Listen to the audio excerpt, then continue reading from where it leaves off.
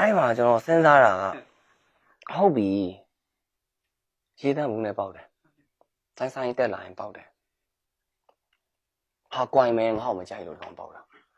လူပဲကိုယ်စိတ်ကတော့မြက်တာဗောဒေါသထောင်းနေထွက်တာဒီကောင်ပြန်ဆဲမလားစင်းထိုးမလားဟုတ်တယ်မြင်နေရဗျအပေါ်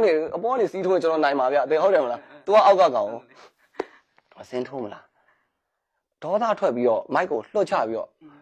မဆိုတော့ဘူးဗျာဆိုပြီးတော့စင်အောက်ကိုပြန်ဆင်းသွားမလားဒါမဲ့အဲ့ထက်နောက်တစ်ဆင့်ထပ်စဉ်းစားလိုက်တဲ့အချိန်ကျတော့စင်အောက်မှာပြိဿ1000ကတယောက်9000ပေးပြီးတော့လာကြည့်ရဗျာပြဿနာပေါက်တာအယောက်1000လုံးမဟုတ်ဘူးခမရအယောက်900ပေါက်နေအောင်ဗျာဟိုတရားကကြည့်ကျင်လို့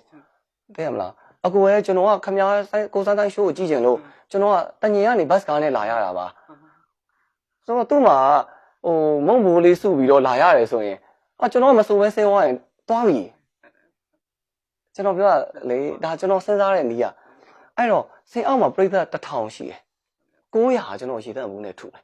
100ကြည့်ကျင်တယ်ဒါပေမဲ့သူတို့တယောက်ကိုလက်မှတ်တစ်စောင်9000ဝယ်ပြီးကြည့်ရတာကျွန်တော်တာဝန်ရှိရဗျာသိလားကျွန်တော် professional အဆိုတော့ဆိုတော့ကဲကျွန်တော်အဲ့တော့ဘယ်လိုဖြေရှင်းရလဲမကြိုက်တဲ့အယောက်900တီးခံပေးပါဗျာကျွန်တော်နိုင်ခွက်ပဲဆိုမှာပါ